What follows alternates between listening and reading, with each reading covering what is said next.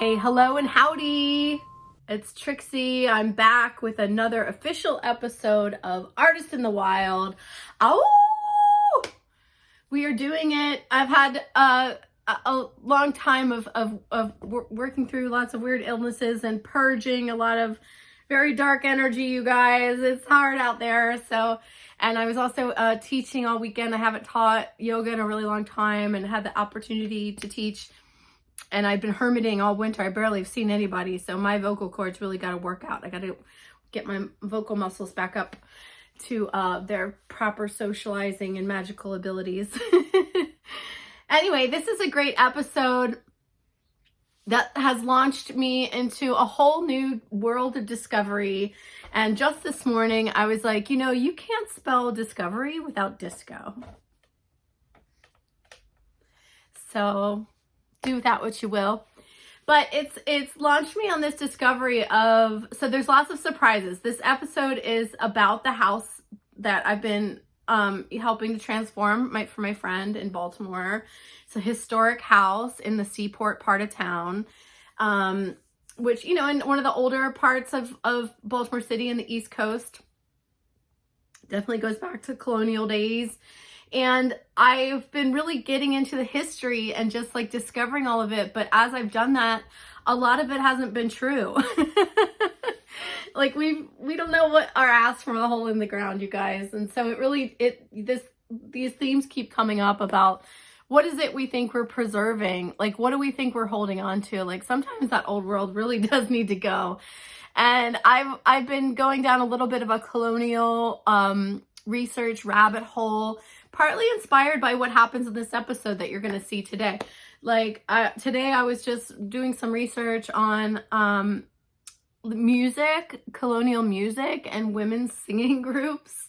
And I was just finding out some really just lovely things. And one of the women was talking about, that there was a point at which all the women, I think she was saying maybe organized through Abigail Adams, were boycotting, British cotton and tea. They were like, it's time to stop accepting this crap. I mean, these are the same controllers, it's the same repeating cycles through our very confused history that's part fact, part fiction, part totally hidden from us. And, that they decided to get out the spinning wheel, that weaving their own cloth became a really big thing to them. And drinking herbal tea, not relying on their imported cotton or tea, which probably they were just getting from India anyway.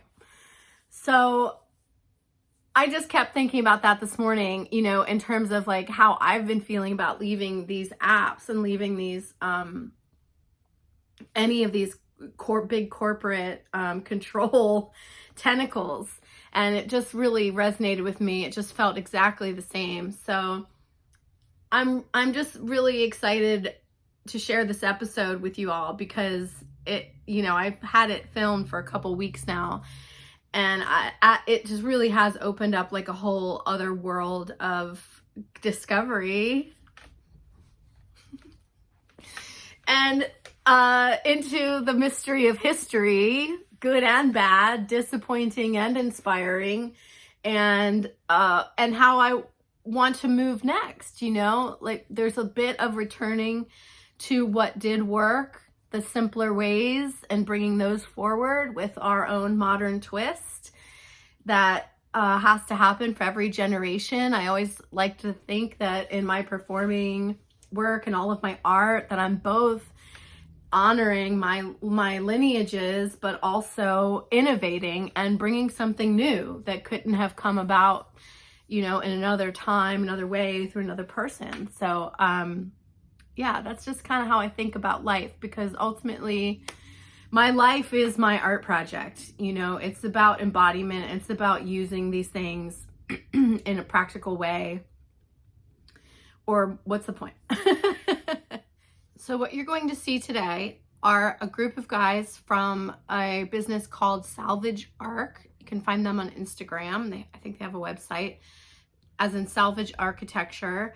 architectural salvage. So, and they're also known as the Privy diggers to some of my friends who kept telling me when I was breaking up the concrete in the back, they were like, contact the Privy people because they're going to really want to dig around in there and it's really cool. And so I was like thinking of, you know, it's getting to be spring and I wanted to have a garden. So I was like, well, you know, they probably want to wait till the ground gets a little bit warmer, but you know, before the garden goes in, let me just contact them. And so I reached out on a Wednesday.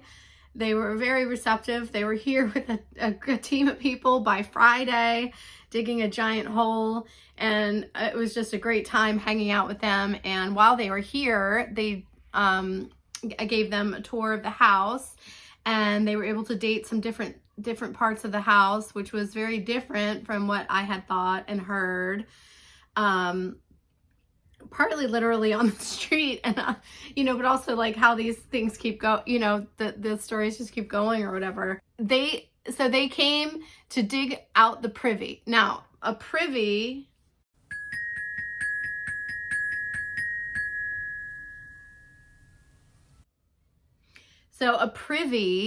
is, let's see, participating in the knowledge of something private or secret. That's interesting. Many persons were privy to the plot. Also means private, assigned to private uses, which is what we're talking about here, because we're basically talking about the outhouse. Belonging or pertaining to some particular person. Secret, concealed, hidden, or secluded. Acting or done in secret. As a noun, it also means outhouse. So they came to dig up the privy, see what was private, and because back in the day, you know, there wasn't a landfill. Your backyard was the landfill. The only reason it wouldn't have been reused is if it was broken. So, you know, bottles or dishes or things like that broke back then, you would just put it in the privy because they're, you know, what else are you going to do with it? Okay, so I think that's enough explanation to get us started. Please enjoy Privy Digging with the guys of Salvage Arc.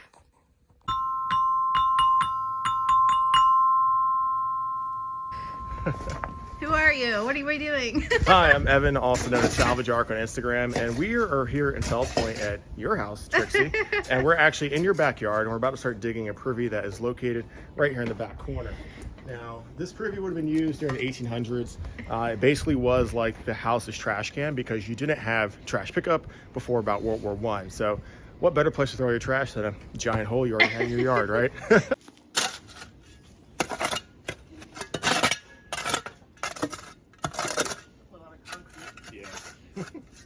I mean, we can take that up. Yeah, we're just gonna get this once he has a okay. Right now. Okay, I have some extra. Dirt and everything like that. Okay. I'm always up for a scavenging adventure. Scavenger hunt. Yeah, basically, yeah. Excellent. So you have a nice piece of transferware here. A little blue pattern. Pretty. Not sure which one it is, but it's pretty. Like a good necklace. Yeah, I know. That's so pretty. I love that blue.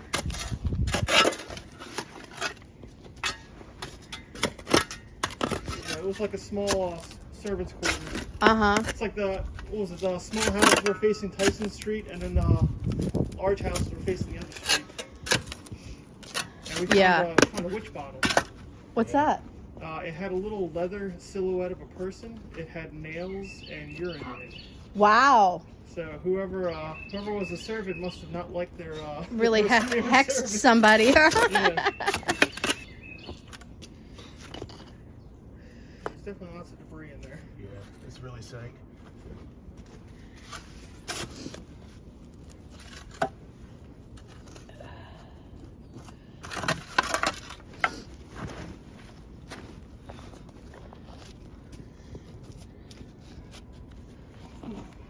Downside of this, you have like no dexterity with your hands right now. Yeah, because it's cold. I know. Are you just like a history buff too? How did you get into this? I found some bottles in a stream, probably like when I was in high school. Oh yeah? Yeah, and then I found out there was a whole club in Baltimore What's that? Baltimore Antique Bottle Club. Uh-huh. So I went there and I met Chris, who's out parking now. Oh, cool. And I started going on digs. We started digging privies over in, I think, West Baltimore. Neat. And then we just kind of progressed from there. So how'd you guys all find each other? Yeah, pretty much Through the club? Yeah. So like we started during COVID, myself and Matt, my other friend, and then I got all these permissions lined up, but didn't really do a lot of privy digging. Did mostly dump digging. Wasn't really sure what to do, and we contacted Chris, and then he came out, showed us the ropes, and we've all been like basically digging since then. It's just always fun, huh? Yeah. That's a workout. Nice. It is. I need a short day of rest afterward. I bet. I mean, digging is like full on. And we recently, last one we did was what, like 25 feet deep? Yeah. Oh my God. Yeah. You guys have dug a 25. I think the Uh-huh. deepest was all about, by hand too. So. yeah, we have a pulley system. So we just shovel dirt into buckets and we use the pulley and it takes forever, but it's rewarding. Sometimes we'll get to the bottom and there's nothing there. Oh no. Just start throwing them up. So why do you think it's in this area? So it's usually off of one of the back corners of your home. Typically it's the one that's hidden behind that salad board so that you're not like seeing it directly from the street. Ah. Whereas here it's like kind of off in the just a little corner. And you had a carriage house right here, so it makes sense to have it more here versus this way, which would have been used for like a path. Right. To actually like, get stuff in and out, servers to go, things like that. Yeah. And how far down did they usually put them? It depends.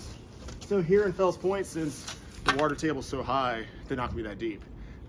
So maybe like 8 feet at most. Oh, wow. 8 to 10. Uh-huh. They can get, like we were saying, like the last one they were 25 feet, but that's Up further on up the the hill. Yeah, where they have plenty of room. There we go. Like a nice Oh, piece of another one. Cool. shellage. Nice. So would that stuff like break back here, or they would just toss it? It's either broke inside the house or it was already dirty and they just couldn't clean it, so they just chuck it out and then it's breaking. Uh-huh. Put it in there. Typically, it's mostly stuff that's broken inside the house. Soda bottles and vessels, though, are typically what's just chucked out because like, we're not going to go take the time to go throw it somewhere. Yeah. And that wouldn't be very old, right? That's just like... Something that just sank in. Probably from when they built this retaining wall. So the bricks are definitely old, though. Yeah. That's good. What kind of tree is it? It's just a butterfly bush. I mean, they grow like woods. Weeds. Grow like woods. Yeah, at least got a lot of butterflies out here. Yeah, and there's 2 beehives over there. Are the bees like dormant right now? Yeah. Okay. So what were you saying? So we're looking at the 1879 Sanborn. You can see your house was a 2-story wood frame with 2-story brick addition and a little wood frame porch or something on the back. Uh-huh. And then by 1914, it's a large 3-story brick building. Oh, wow. So this is the current footprint is what it looks like. So I would suspect that they probably tore the whole house down at one point, basically rebuilt. Really? Yeah. In 1914? No, sometime between 1879 and 1914. This is a fairly old addition, so they may have kept some of it. That would make sense because you can't Well, get to it from actually, inside, I would say they kept the original back brick piece and just added the 3rd floor on that part. Would they have built a 'Cause whole this- house just in front of this? Would this be the original? And then they just Well, built no, the whole original thing? was probably the wood frame piece. It's like the ones next door. Yeah, it probably your house probably looked real similar to 719. So it wasn't originally a captain's house, even though it's taller. No, it was originally 2-story.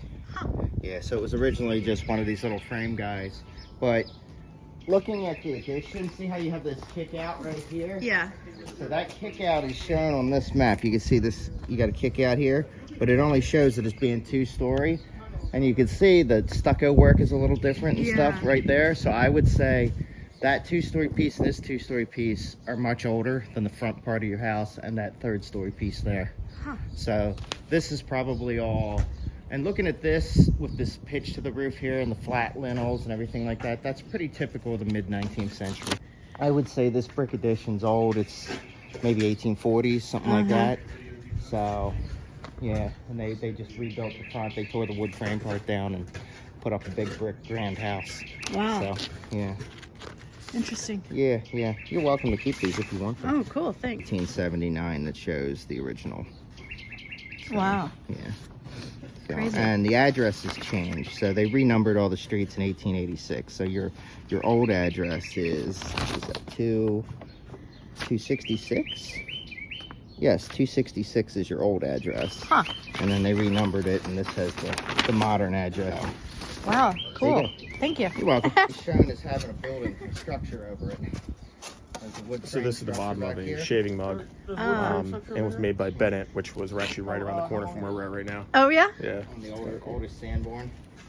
So I would suspect pretty. Well, I mean, if you look down that hole down there, What's that guy? so you have a nice little piece of like British mocha right here. Little You gotta banding remember, going there's a around. lot It's of. pretty nice. Looks really good. Be nice if we had the whole thing. Yeah. Probably Yeah. with a mug, I'm guessing, or a cylinder of some sort. 18 what? 40s. Yeah. It's interesting. It's thinner at the down here, unless Yeah. this is the base and this is the top. No, that's not right. Or it's a bowl. No, It's it's a a mug. straight-sided vessel. Yeah. So it's like paper thin though. At the Yeah, bottom down the versus bottom. They thinned it too much. Yeah. That's probably why I broke. What's mocha-ware? It's a refined earthenware. It's basically they used colored slips and they applied bands of colored slips. So it actually has a little bit of a three-dimensional texture to it. So Cup, bowl. this is probably a bowl. We find gold yet? No, I wish. You know, it's funny. Everybody always asks about how much gold you find. Yeah. The largest ever gold deposit ever found post-Civil War is actually here in Philadelphia. Oh really? Yeah, right up off of Go Street. These kids found $36,000 in gold coins. Where? Like buried. Someone had buried it. Yeah, and they're in the crawl space of the house up there. That was in the 1930s. Yeah. Still cool as hell. I mean, there's a chance there's still more of it out there. You just You can find a silver fork. This Yeah. is the main. But you look, so you can see, like back in there, Yeah. like that was all brick. Yeah, I see that.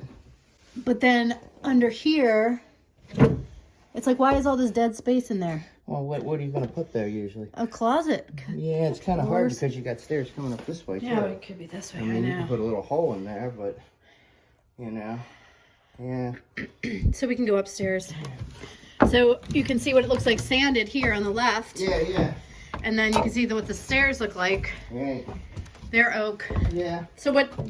So these wouldn't be original. These would be 1914. Or between 79 and 14. I mean, the front architecture of the house is like Queen Anne, so that's like 1880s, 1890s, generally, maybe into the turn of the century. So, I mean, like looking at the floorboards, see they're all the same width. Yeah. If this house was old, they would be ones this wide, this wide, this wide. They'd be variable width. Huh. So Okay. if you look at these beams, see the saw marks are Yeah. curved because it was cut with a circular saw. So that means it's late. So earlier buildings, these beams are all going to have straight up and down saw marks because they're pit sawed by hand. Wow. Or the first even mechanical sawmills had mechanical up and down saws. So yeah, so that's a key that you could see. See how they're curved because it's a circular saw blade. Yeah. And I don't even think that was invented until at least the 1840s or something. So yeah, so that's something you can look at, and you can see the beams are they're pretty uniform. That's the other thing. So when you you can see it here. See the saw marks really well. Yeah. That's a key giveaway. And then like this flooring, this is your original tongue and groove flooring. That's pretty typical. Again, it's all machine made, whereas the old stuff is all hand cut. So if this was an 1820s house, this would all be hand cut flooring. These would be hand cut beams. Right. So let's look at the back. And see, look at these. Look at these floorboards. Yeah. Variable width floorboards, straight pit saw marks on them. So that's what you want to see. So like these beams here, let's see. So these, unfortunately, all these beams have been replaced at some point. Because see, they're all circular sawed. So they came in at one point here and replaced them. But they might have replaced them fairly early. you know. Mm-hmm. Because even these are a bit wider, they're a bit heavier duty. Mm-hmm. So they were probably replaced relatively early, Yeah. you know. And like I said, I think they had steam-powered circular saws by like the 1840s. So this could be an 1840s edition, which would make sense. If the front house was 21, the wood frame, then they built this in the 40s to make it bigger. Then, you know, 1890, they decided, well, we're going to tear the little wood house down and build a big grand brick house now. And, you know, as people came into money, you know, everything kind of changes. And this is framed more like, you know, with the way this is around the fireplace and stuff. That's more, I think, middle of the 19th century framing techniques. You know, you've got like a mortise and tenon here. See how they mortised it through and put the tenon? That's not the way they would have done this in 1890. Ah, how would they have done it? They would have just butted them together and nailed them. Oh, really? Yeah. So they would have. That's older carpentry. Huh. So, yeah. So I suspect this edition's probably 1840s. Yeah. My Down there now. Yeah. Wow. Here's a What you got, Pat? medicine panel. Medicine panel? So can we open this thing up a little more? It's really hard because this thing is really hard to break. Yeah, you can't. What is it? I don't know. It's just poured concrete. Let's see what we got. Poured concrete. Yeah. See? How long ago would that have been done? I tried knocking the chunk off. Well, if it's poured concrete, it's fairly modern. Yeah. Yeah. That's probably from the wall when they put this thing in here. Yeah, it might be from this foundation. But it's pretty hollow back here. I didn't think that was that long ago, though. Well, they would have dug into this when they built it. So we're not That's why it's finding all anything, mixed like, up. newer Yeah. at the top because they probably cleaned it out when Oh. they poured that foundation, and now we're already in the old stuff, which is good Fine. for us. Saves us some hassle. Hmm. Yeah, there's Oh, some Bennett. cool. There's the That's chamber beauty. pot. Yeah. 1850s. Get a video of that. It's a nice one. So that was definitely made here in Fells Point.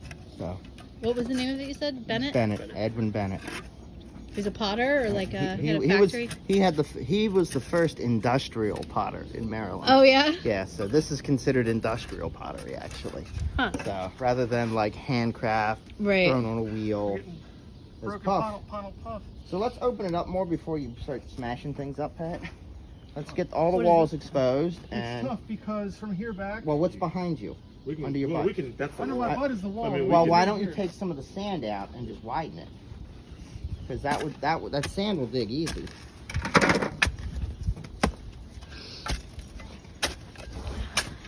Just take that sand out. Let's widen it back about a foot, because then we'll have room to work.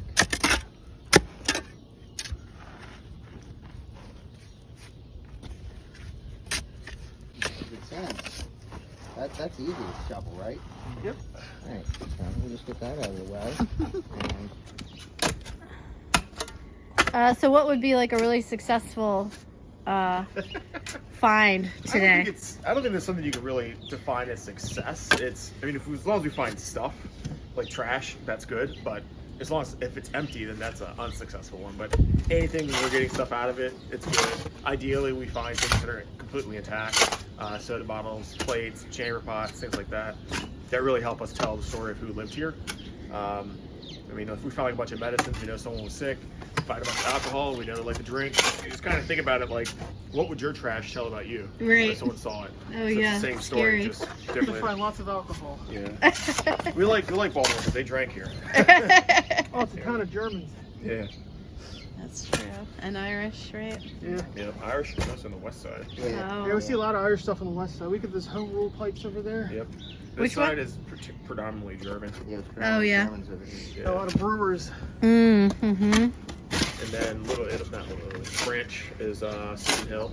Seton Hill was That's- France, Little France. Yep. Oh, really? And around like Mulberry.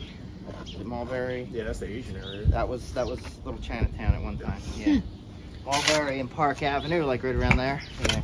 Get those little ginger jars. Oh, yeah. Some rust.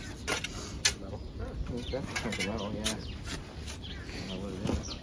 And at Fells Point, you kind of get a mix of everything. Well, Fells Point's very transient. You get people from everywhere. We had that one pit that had bottles from like all over the world. Mm-hmm. Yeah. Oh, I got that one from Brazil. Doug and I got a Russian schnapps bottle years ago. Yeah, yeah. It was really cool. I never Brazil bottle. It's somewhere in my house. Yeah, it was a cool bottle. Oops. That was. Do that again if you try. I see that. You want the salt back? I'm good for now. When was Fells Point like the most active in the like shipping? Late 1700s to honestly early 1900s. Yeah. The whole time? Yeah, until about probably. Really until Baltimore stopped being a major shipping port and they built the modern port. You know, Where's the modern port now? What's that down there? Seagert. Seagert, Yeah, where the old, there used to be an Air Force base there back in the day. Oh. Which I didn't even realize that until I looked at another map. Was that Dundalk, Essex? Yeah, yeah, right there. And then larger ships went across to where Fort McHenry is, roughly. That's their major port area. So the North German Lloyd line would drop passengers off there. That's also where our immigration port was. Yeah. On that, where Quarantine Road is. That's why it's Quarantine Road. A lot of some mass graves over there too. Yeah. No one talks about. Another box. Another brick. Lots of bricks. All that came out today. Yeah, it's real interesting to see like the history of our city just by, I mean, what you can tell just by digging around, literally. I know, it's amazing. You want a screwdriver or something? Yeah, because I'm starting to get down. Okay. Maybe it'll come out. Yep. Beautiful. Yeah. Oh, it's so sweet. I don't know what that palace. Oh, dude, no way. What is it? That's oh shoot, what's the name of that? The X Basin? it's the Cell? Expo in London, the big expo. Oh, hall. the Crystal Palace? Yeah, Oh, that's really? Crystal Palace on there. Really? Oh shit, it is. Yeah. That's cool shit. I've never seen that. What is it? That the Crystal Palace is where they had the World Expo in like 1850 something. Yeah, like 1854 or 53 Uh-huh. or something. It's also yeah. where they That was showed before the World's Fair kind of thing? yeah, It was basically was the World's Fair. World's Fair. And this is also where they showed the first taxidermied like dinosaurs, like what they thought dinosaurs looked like. Uh-huh. If you ever see them, they're the goofiest looking things ever. It's absolutely insane. That is so neat to see the crystal. I want to see. I hope And we get what's the the rest other of this. This is just a nice little plate right here. And how old is that? you think? Probably roughly around 40s, 30s. 19? 18. 18. Yeah, anything we say with just the last part, it's going to be 18 for Oh, us. really? Yeah. So like we'll talk about the 60s. Yeah. We're talking. Yeah, we're not talking about the Beatles.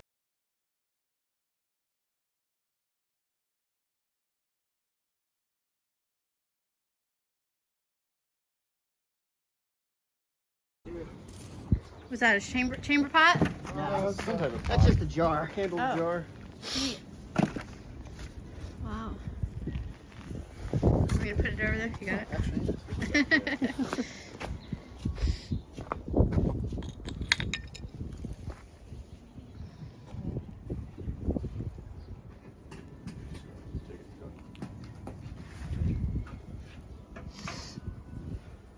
When the holes aren't messed with and you can really define them perfectly and really see the shape and everything. Yeah. But, you know, in order to dig this one, because of these big concrete protrusions, we gotta, There's some redware. yeah, just put it on that ledge until you got a whole bunch of it, and then we'll send it up a bucket and put it in the bucket. It's just be more efficient.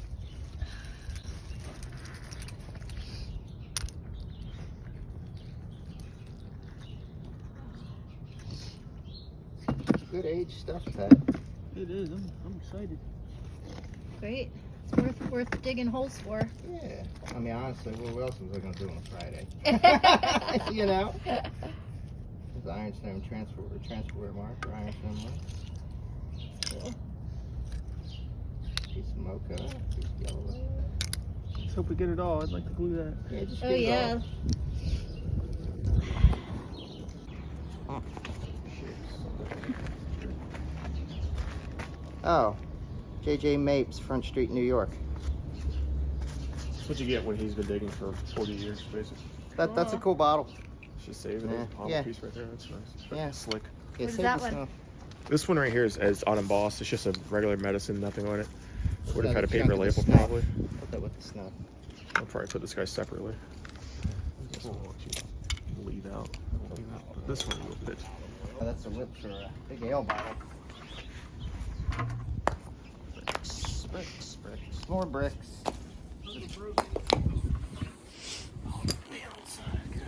are the bane of my existence. You don't care about these? Yeah. So they're cool looking, but they're broken and slick. They don't have anything on them. It's like really hard to put that together and stuff. Uh-huh. This- They're also very ubiquitous. And they're kind of resilient. What's that one? That's just a little sided medicine from the 1850s. Wow. It had a little paper label on it. Probably So good from a pharmacist right around the corner somewhere. Yeah. It's a generic bottle for putting like essence of lemon, essence of peppermint, things like that in. Oh, It's really? flavoring extract. Oh, that's so cool. Yeah. It's such a cool bottle. It would be it would be like a vanilla extract bottle or something. Yeah, exactly. And what's that? This is a little bone button. Oh,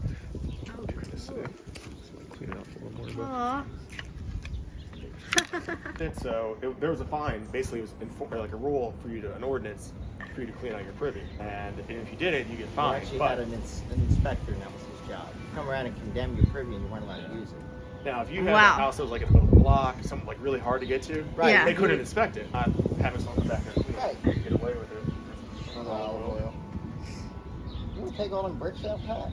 Let's send a bucket of bricks. I mean, if out. your privy was condemned, like what would you? I mean, what You were you? had to have it clean, and they Clean kept it. fining you until you had it clean. Oh. So they would like pump water in, or suck it out. Oftentimes, if you had a house that was just completely wall to wall, no sally port, pump it, they drag it to your house. Oh my Pump it God. into the And you don't house, want yeah. that. That's disgusting. Yeah.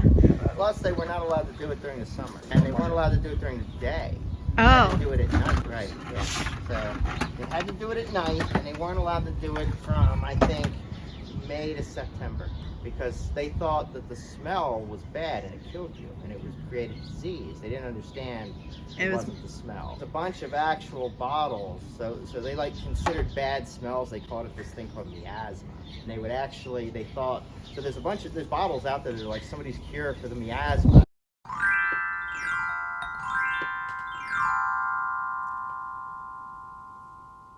Remedy, and because they thought these It's like bad air smells- freshener. right? These bad smells killed you.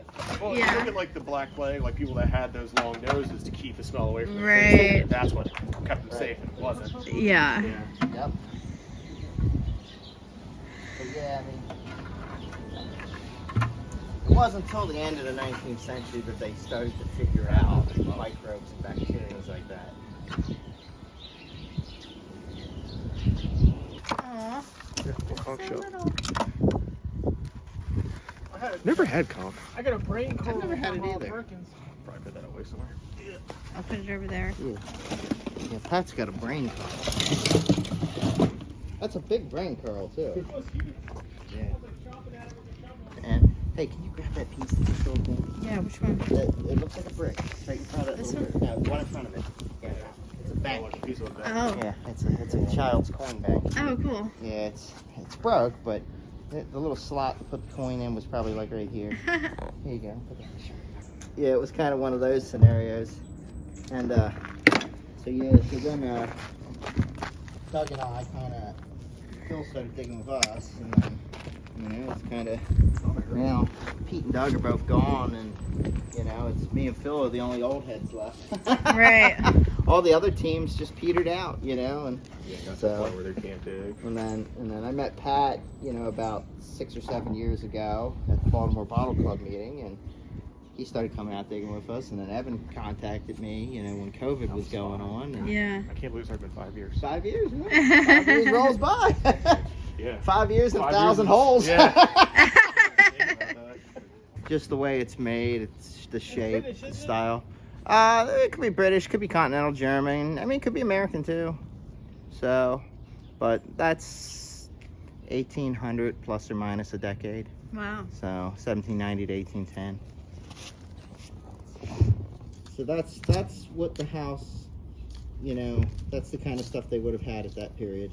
So light. Yeah, it's very thin, very light.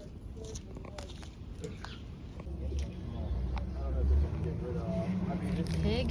I saw like the median home pricing in Baltimore DC was like dropped so dramatically. Oh my gosh! Look at that. Oh no, that's not a teapot. This is a What is it? A this is a pitcher? pitcher. Yeah, it's a Bennett pitcher, What's it made out of? Rockingham, Rockingham, which it's is a it's a type of pottery. Uh-huh. It's like a brown. It's a yellowware body with a a manganese mottled lead He was glaze. like a big. Neat. I guess he was a fourth father of one of the early There's a ceramic pattern on it. industry. He was the largest ceramic. Well, he was the first. What was his name? Edwin Bennett.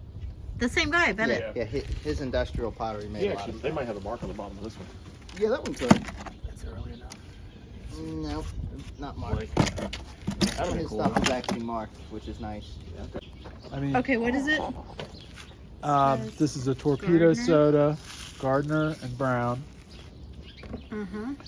and Baltimore had numerous companies that bottled soda in this type of bottle, and they were the only city on the East Coast that actually used this type of bottle. And it had to stay Which on its copied side. You say that. Well, explain again? this is how they bottled soda in England. So most of the people in the United States would they had these bottles that that were that set up on its own like a modern bottle. Anyway, for whatever reason, Baltimore did it this way. They're really cool. Yeah. What kind of soda would it be?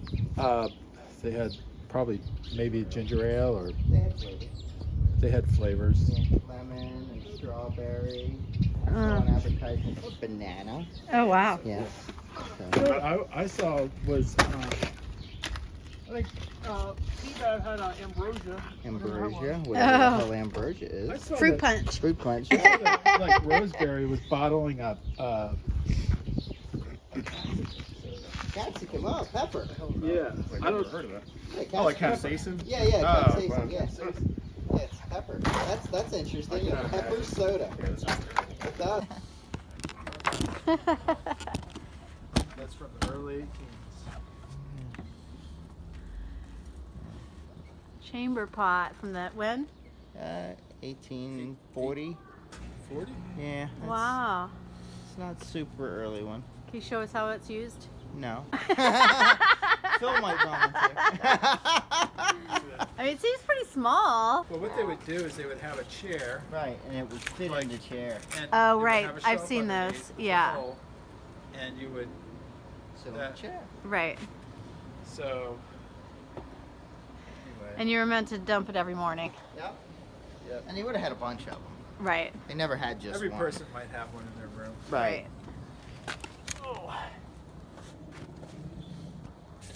There was one guy one of the guys we used to dig with, he's older, he passed away. But he actually went to a glass manufacturer, didn't he? Blow glass? Yeah, Didn't- Doug went down. was it Blanco or something? Yeah, yeah. That's cool. Yeah. That was awesome. Yeah, yeah. Yeah, because it's like the medium of, I think it's always kind of brittle, right? The glass? Not when it's liquid. Like how liquid is it? I mean, it gets to a point where it's almost like it's, it's flexible, it's pliable, when it's above what they call the transition temperature. And at that point, it's, it won't break. I mean, it won't shatter. It's just gotta, because it's partially fluid.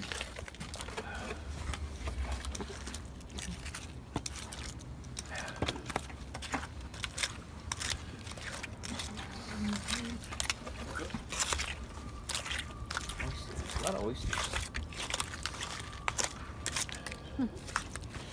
Anyway, they used to say that, like if other glass works, like in North America and stuff, were manufacturing glass that would compete with their home industries, that they would, be really upset. Oh, yeah. Open up a can of whip ass on them and burn down glassworks or whatever, because they tried to, keep the technology in England. I've only ever seen that The pattern one of the first glassworks in Maryland was in the, like, I think it started like the last year of the American Revolution, and it was in Frederick. And a lot of people would say that part of the reason they had it there is because it was so further inland, and so it'd be, a Harder lot to find. harder. I think they had the Johnson glassworks there before. So I think it was Johnson. His glass house predated Amelon because there was like one or two out there, little ones that predated Amelon. There was Conrad Foltz. So it's who Foltz, came- that's what it is. He came from He came from Germany. Stiegel. Stiegel, yeah. Or something. But anyway, so these guys are blowing glass, but they're not making English style bottles. Right, they're making German style stuff. Yeah, so That was the key. anyway, whether that's true or not, nobody really knows. I don't think. But So it's interesting. So Frederick had this little enclave of glass blowing in colonial times, and then once it all kind of went defunct, the son of the one guy came to Baltimore, and him and a couple guys here started the first glass house in Baltimore in 1800. Wow. And then Why did it go defunct in Frederick? I think it was just too far away.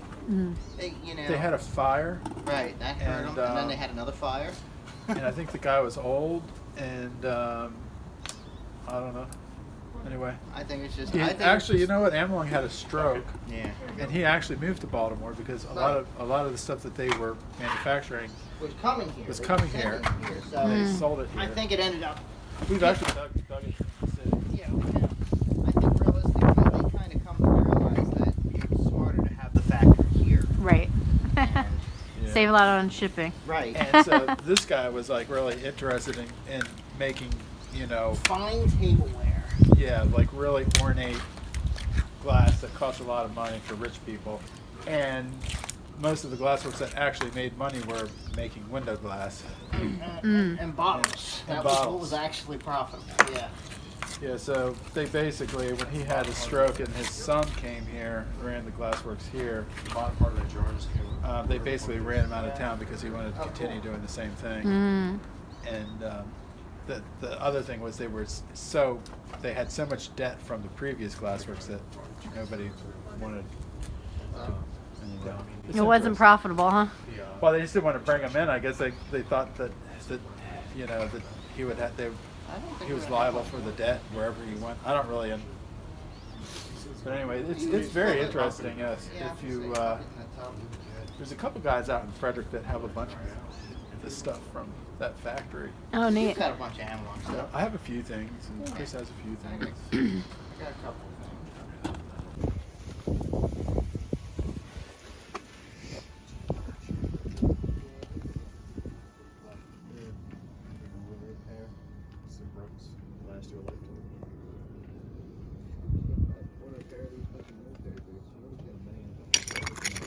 I find a pair on eBay that they use like 2 times. These are like 45. They last like 3-4 years.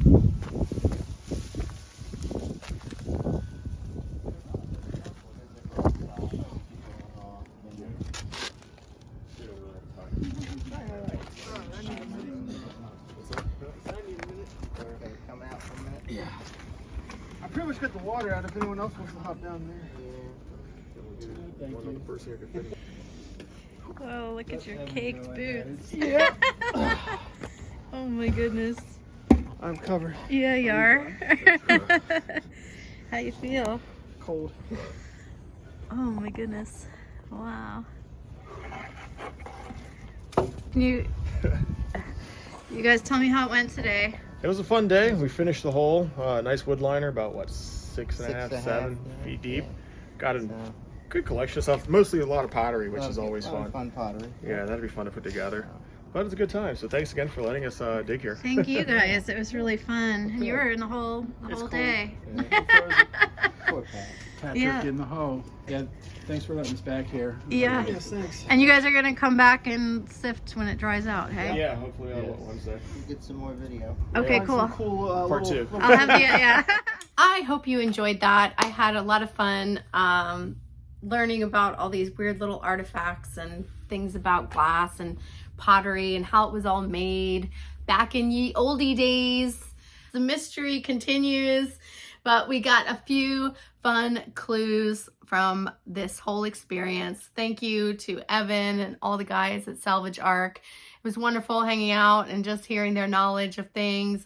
I didn't even know the Baltimore Bottle Club was even a thing, but it makes sense. I grew up, I moved around Maryland quite a bit, but from 7th grade through high school, I was on the Eastern Shore right on the Chesapeake Bay, and You know, my dad and my stepmom. My dad had a big arrowhead collection. You could still find things like that. My stepmom had a huge collection of beach glass, blues, greens, beautiful beach glass.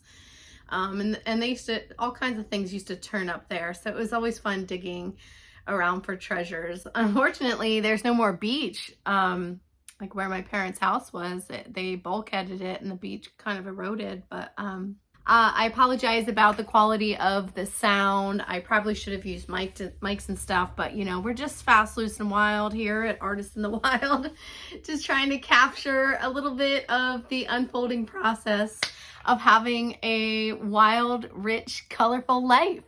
So I'll see you in the next one. Till then, oh!